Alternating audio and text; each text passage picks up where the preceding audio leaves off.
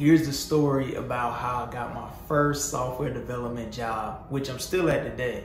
So to tell the story, I gotta go back 8 years. I've been at this job for 8 years. So at the time, I was pretty much fresh out of school. It was probably about a year gap before I got a job. I started working within our family business, which was like a farmer's cooperative. I was working that for like a year after I graduated college with the computer science degree. So I was kind of primed and ready to go. I was kind of doing something in between, kind of with my family and with the side business and getting some kind of managerial experience and work experience there. But on the side of that, I was also working with a company with a few people I knew from high school and around the area, and I was developing a social media website and app. And so I was kind of doing this with this company. It's like super startup company, and I ended up kind of like joining those guys and working with those guys a lot heavier later.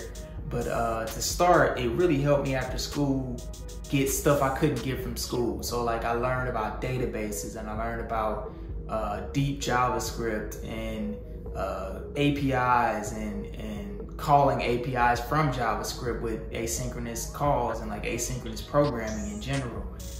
And dynamic content loading to load social media posts and things like that, database queries and stuff like that I learned. And I learned PHP as a programming language, which gave me some server-side experience. So I'm saying all this to say, when I started interviewing after that little year gap I had my school knowledge from getting my degree, and I also had like a year of deep like work knowledge of actually trying to do a real project, which I really recommend to anybody that's trying to get a job after school, is to really find a way or volunteer to do a real project somewhere, or do a real project on your own where you don't cut any corners, you really try to do it, and you really run into those deep problems that take you like hours and days to figure out, because those are the things that are gonna like you're gonna be able to pad your resume with and talk about in an interview that you're not gonna be able to get from school. So anyway, I start interviewing at all these different places. I get to this interview of the job I'm at now, and so you know I'm coming through a contracting company. I'm like putting in like 50 resumes a day, 100 resumes a day, just online. And so I find this contracting company that helps place you at tech companies, and they interviewed me, and they were like, I wore like I didn't even have a suit, so I wore like a dang blazer, a brown blazer with like a flimsy looking tie. Shirt didn't really fit well. So the first thing they tell me is like, don't wear a blazer that's brown, like wear a blue or black blazer that doesn't distract them.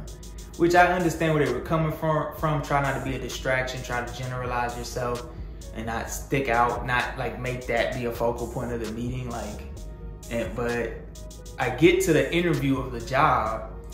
The guy walks out, my manager, he's gonna be my future manager, he's actually one of the founders of the company. He walks out in shorts, flip-flops, with his toes showing, and then like a graphic t-shirt or something on. And I'm sitting there in a blazer. I still just decided to wear the blazer. I was like, man, forget that. I wear the blazer. Dude comes out with, cool dude, of course, but like comes out with the graphic tee, shorts and flip-flops on. And I'm like, man, I'm sitting here overdressed, and they were making all this big deal about this blazer and tie, and this dude comes out with flip-flops. So, I think you should dress respectfully, but for tech positions and dev positions, especially like developers, we're not customer facing many of the times. So in the interview, I think you dress respectfully, maybe wear a collar shirt, if you want to kind of dress it up, but don't feel like you have to wear a suit. Like you have to go out and buy a suit to go interview with, especially now with everything being virtual.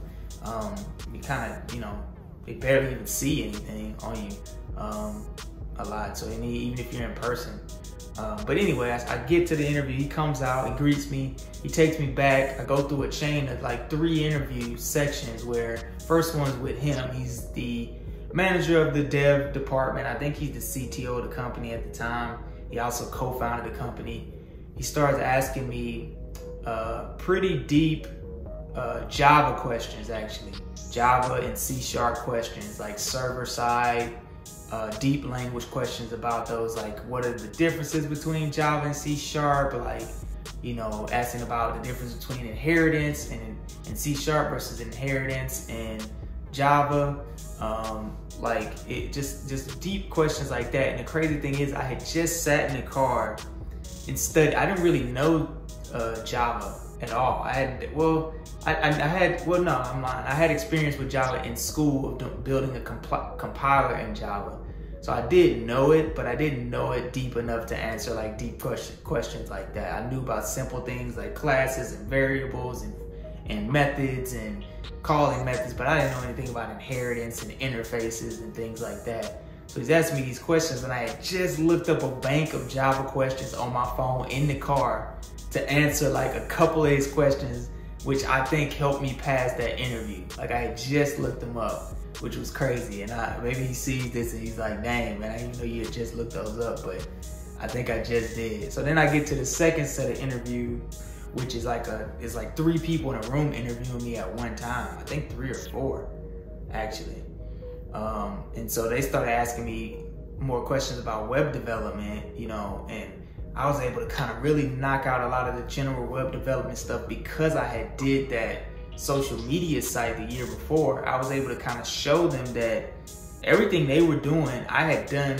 You know, when you talk about doing a social media site, you're gonna probably do the most complex, if you're doing a real social media site, the most complex web app that you'd ever do. Like there's not many more things more complex than a social media web app. Yeah, I mean there are things, but I'm just saying in general, a social media site is a complex web app. It has, I mean, you have users, you have posts, they have to be able to post, they have to be able to like, they have to be able to comment, and they have to be able to delete. It has to all sync up together with multiple users using it at the same time. You have explore pages that have to be aggregated and personalized.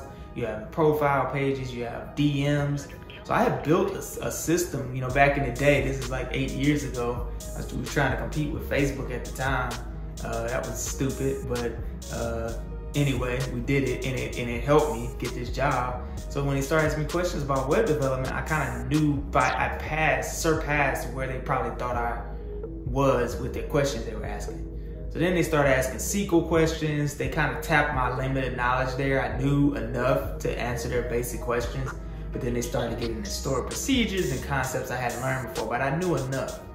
Then they asked more C# questions, I believe, like what is an interface? And it's crazy to think that I didn't know what an interface was at all at the time.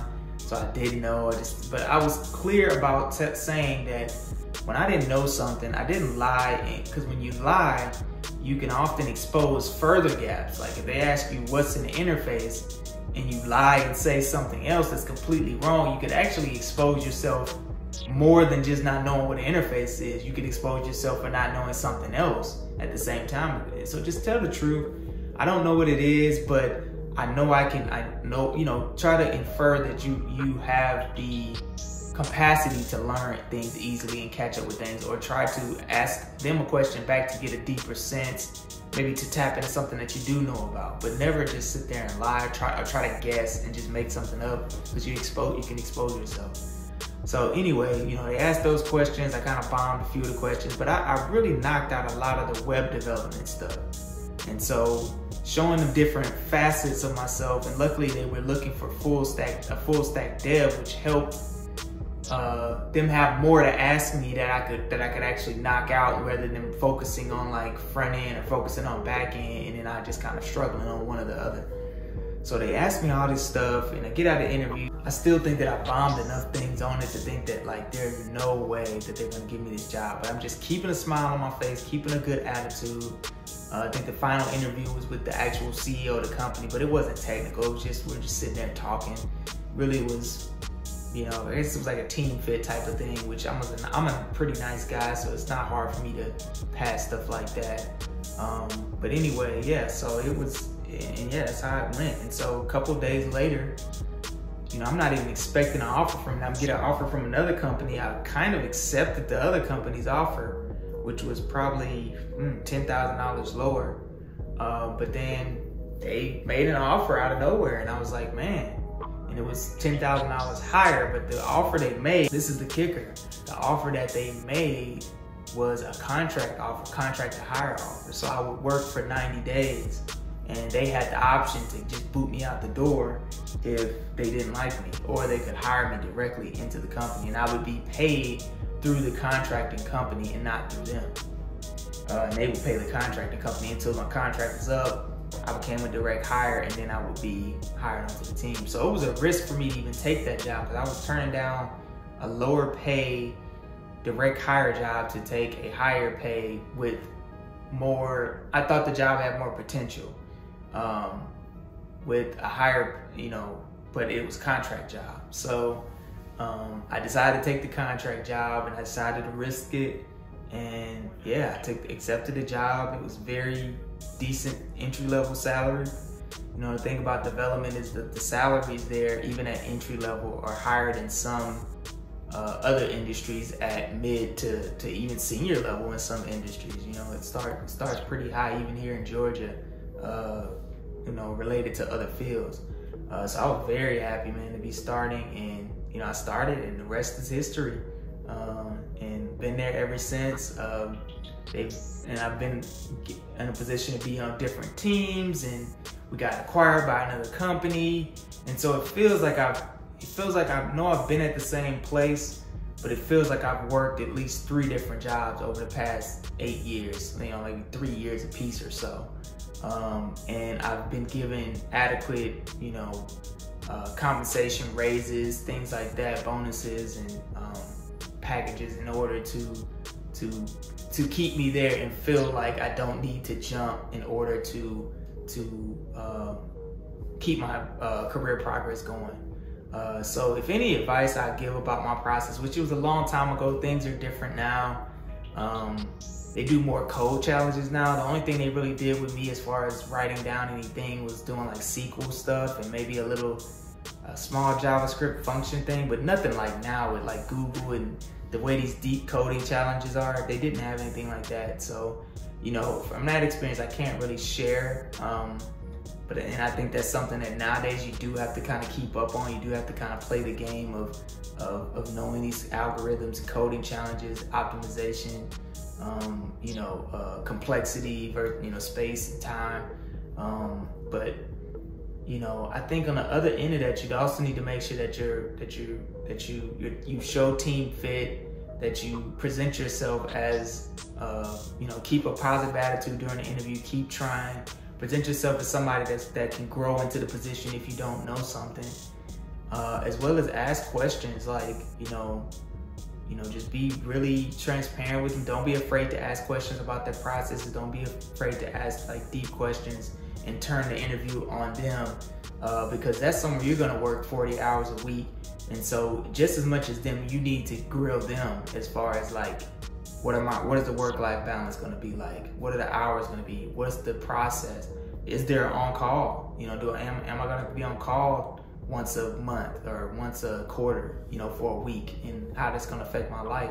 What projects am I gonna be able to work on? What languages, what technologies am I gonna be able to learn? Are they outdated?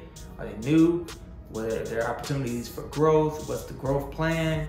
Like all those questions you need to ask instead of just getting 10 minutes at the end to just ask a bullcrap question that doesn't matter. I think, doing that, shows them something. It shows them that you're serious about the job and that you're serious about yourself, and you're serious about contributing to the company. So I think that's all. And if you have any questions, let me know. I just wanted to share my story about, even though it's a long time ago, about how I got hired at this first job, and I hope that it helps somebody. Peace.